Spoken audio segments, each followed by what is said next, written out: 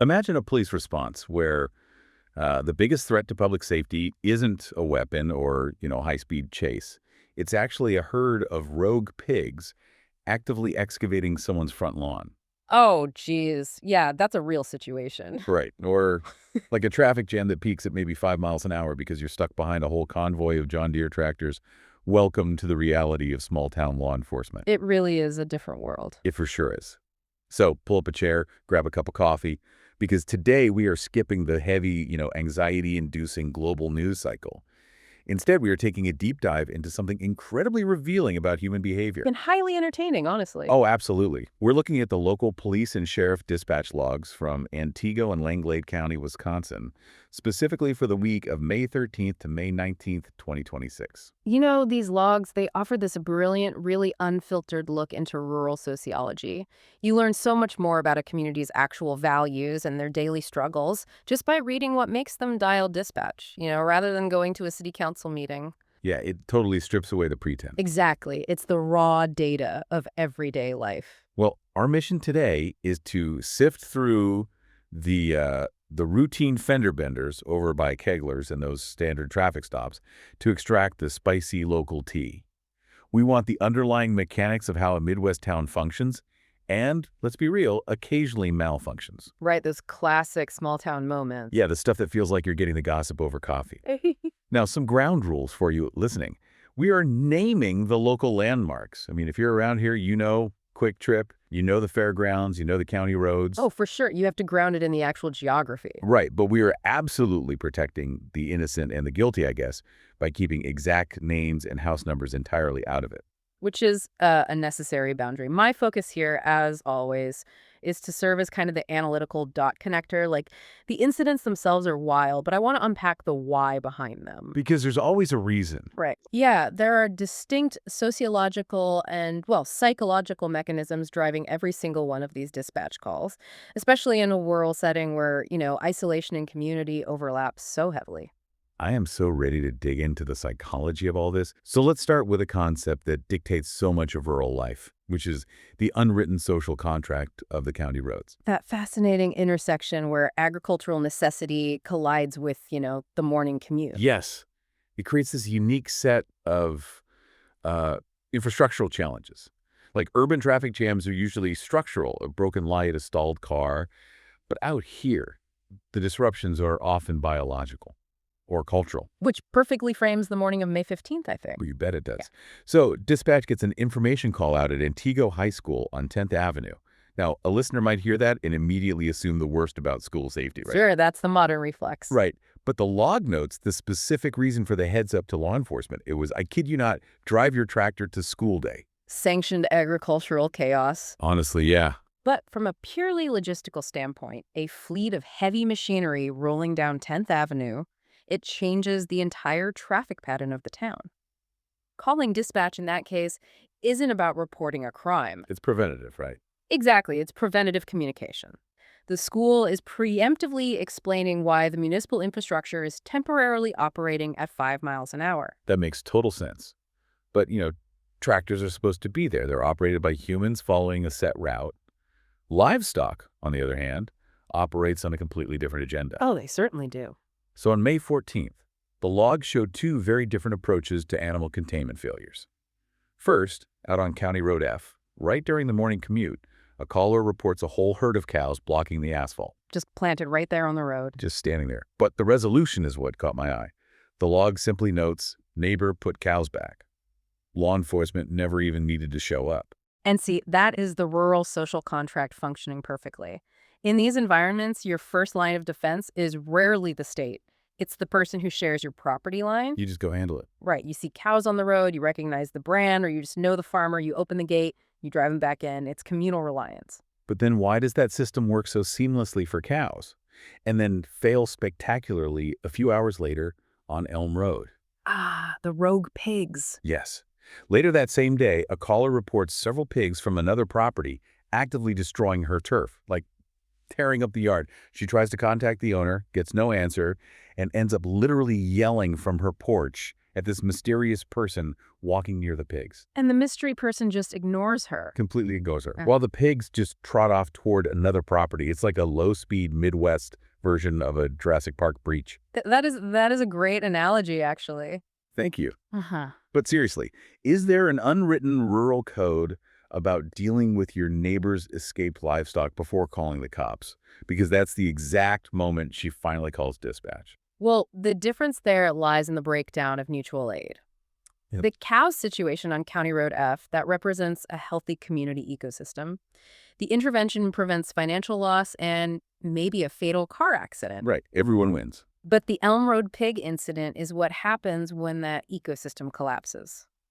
When the caller tries to engage and is met with just silence, the informal neighborly system shatters. Because you no longer have a partner in solving the problem. Exactly. You have an adversary. In sociology, we look at how rural isolation requires this hyper-reliance on informal networks.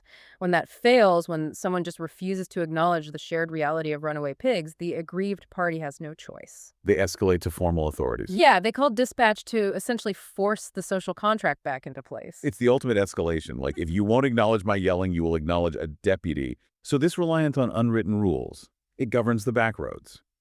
But we see a completely different dynamic when that human behavior moves into town. Which brings us to the actual municipal infrastructure and the absolute epicenter of local drama. You're talking about Quick Trip. I am always talking about Quick Trip. You know, convenience stores occupy a very strange space in the ecosystem of a small town. They're commercial enterprises, but they end up functioning as vital community nodes. They absolutely do. And honestly, sometimes they take a physical beating for it. So afternoon of May 16th, northbound lane of U.S. Highway 45, right by Industrial Park Road, a pontoon boat literally falls off a trailer and blocks the entire highway. Just right there on the asphalt. Yep. The driver seemingly did not strap the load down. But wait, a day earlier, on May 15th, a rogue black semi-truck completely flattens the stop sign by Quick Trip South. Flattens it. And the driver just keeps rolling. Yeah. Northbound on Superior Street, right past the fairgrounds, just leaving municipal wreckage in their wake. Well, we see a pattern of vehicular negligence here, right? A pontoon boat disconnecting implies a total failure to recognize the physics of transporting a massive wind-catching object at highway speeds. Right, it's essentially a giant sail. Exactly. And the semi-truck taking out a stop sign, I mean, that's a hit and run on public infrastructure. But the Quick Trip element is actually the most compelling piece of this whole section for me. Okay, well, the semi-truck hit the sign outside Quick Trip South. But the truly revealing Quick Trip incident happened inside Quick Trip North on State Road 64. Ah, the late night call. Yes, late night, May 13th into the 14th. Deputies are dispatched because a man is sleeping directly at the checkout counter, like at the register. Which normally prompts an immediate police response. Right, law enforcement arrives assuming they need to remove a trespasser. But the local management tells the deputies, no, the guy is actually fine to stay. He isn't causing trouble. That is so Midwest. It really is. The local staff notes that, well, corporate higher-ups might not love it, but the staff on shift decided to just let him rest by the roller grill.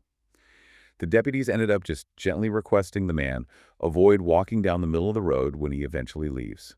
See, this is a textbook example of rural policing operating as social work, but facilitated by a retail worker. Right, because it's a 247 place. Exactly. A 24-hour convenience store is often the only illuminated, temperature-controlled environment open at 3:00 a.m. That transforms the night shift cashier into a frontline social worker. Wow, yeah, I guess it does. They have to assess whether a person slumped over the counter is having a medical emergency, a mental health crisis, or if they're simply just exhausted. In a city, corporate policy mandates immediate removal. Here, the local staff overrides corporate protocol with community empathy. I completely agree with the empathy aspect, but I'm going to push back a little on how we frame these stores, analyzing them just as retail spots. Okay, how so? I mean, you can analyze human behavior all you want, but you have to admit, Quick Trip is basically the town square, right? Mm-hmm. It goes beyond the cashier acting as a social worker. It's the cultural heartbeat of the Midwest. It's certainly a gathering place, yes. You go there for a gallon of milk, you run into your former English teacher, you catch up on local politics by the coffee machines, you grab a Glazer donut. It essentially replaces the civic institutions that so many small towns have lost over the decades. I see your point. But we do need to be careful about romanticizing a private corporation as a genuine civic institution. Fair enough. It is a business. Right. A true town square is a public good. It's owned by the citizens where rights of assembly are protected.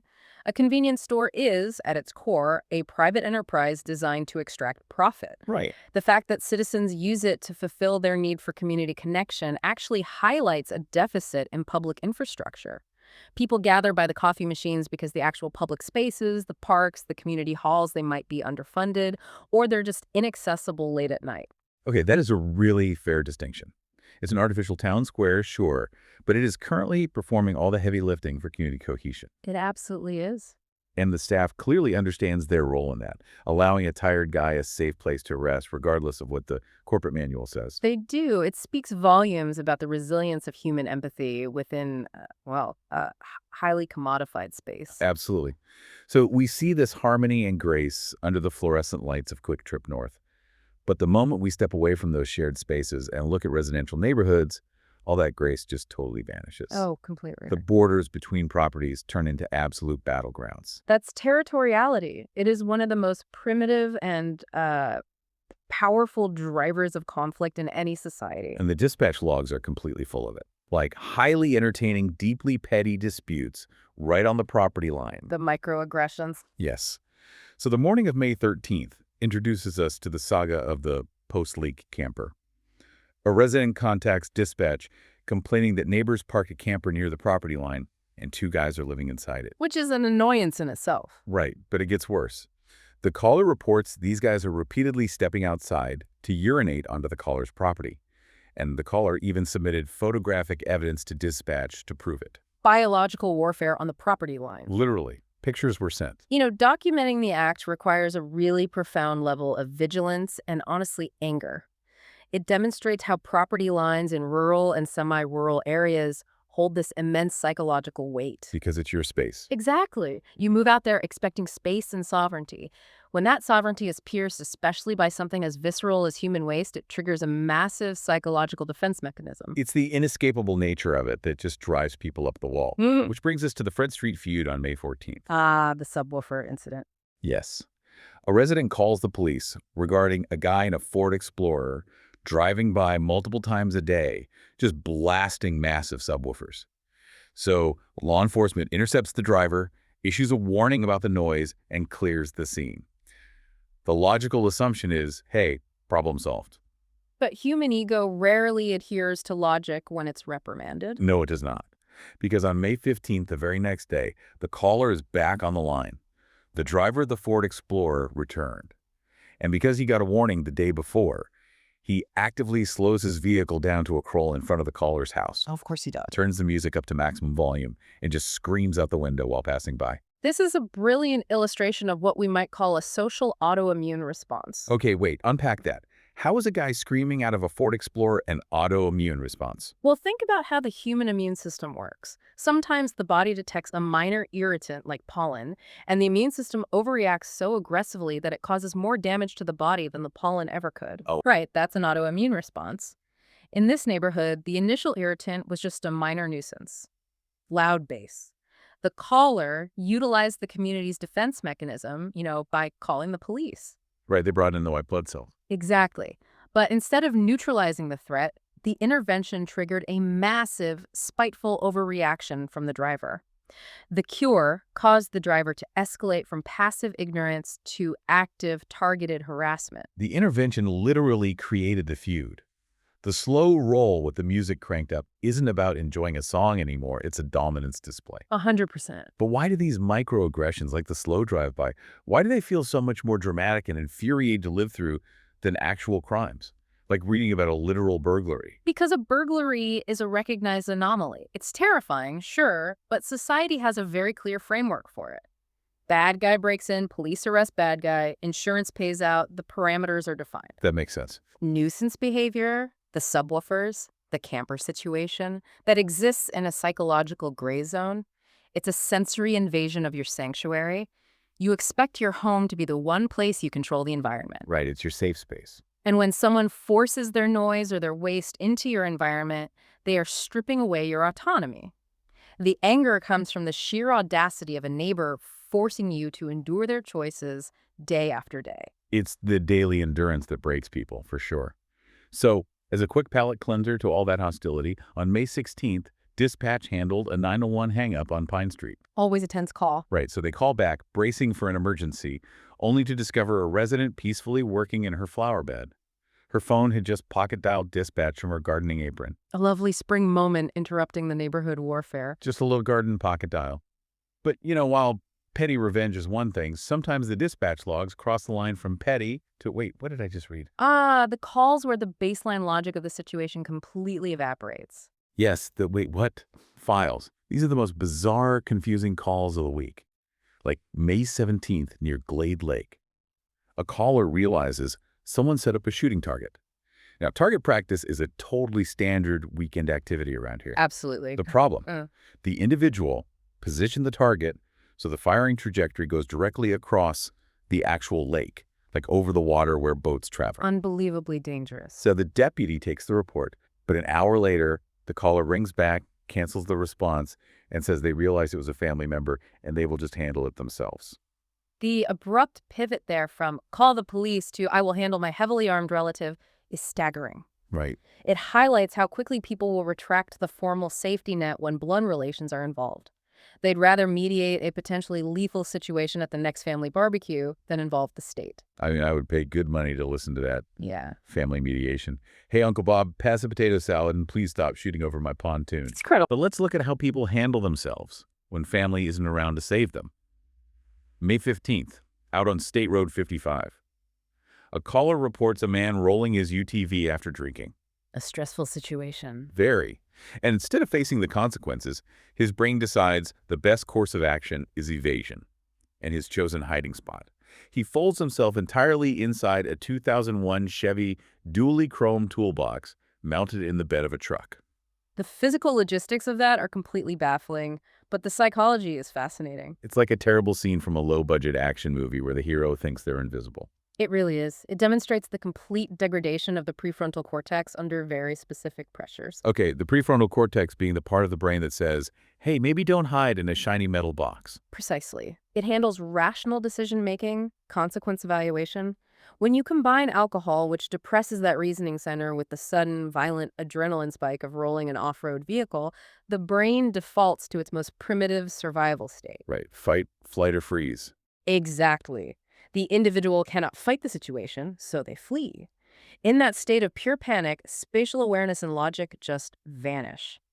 To a sober mind, a 2-foot-wide chrome toolbox is a terrible hiding spot. Obviously. But to an intoxicated, adrenaline-flooded amygdala, an enclosed dark space feels indistinguishable from a secure bunker. It is, to that brain, the ultimate panic room. A panic room that requires you to fold your knees to your chest while sweating profusely in a metal box. It sounds like a horrific punishment, but his brain convinced him it was salvation. Stress does incredible things to perception. Which perfectly sets up our final incident, this distortion of reality under stress. May 18th, 1:35 in the morning, pitch black out on County Road B. A caller reports his friend believes he stepped on a bomb outside a mobile home, an actual explosive device. In Langley County. In Langley County. And what is the friend's evidence for this explosive device? He, quote, heard a click. That's it. Deputies rush to the scene in the middle of the night, check out the north corner of the mobile home, and report the situation is entirely resolved. There is no bomb. He likely just stepped on a dry branch or a crushed plastic cup. See, we're looking at that exact same amygdala hijack, but triggered by the environment rather than a crash. Because it's dark and isolated. Consider the variables. 1:30 a.m., profound darkness, rural isolation, and likely an elevated state of anxiety or paranoia.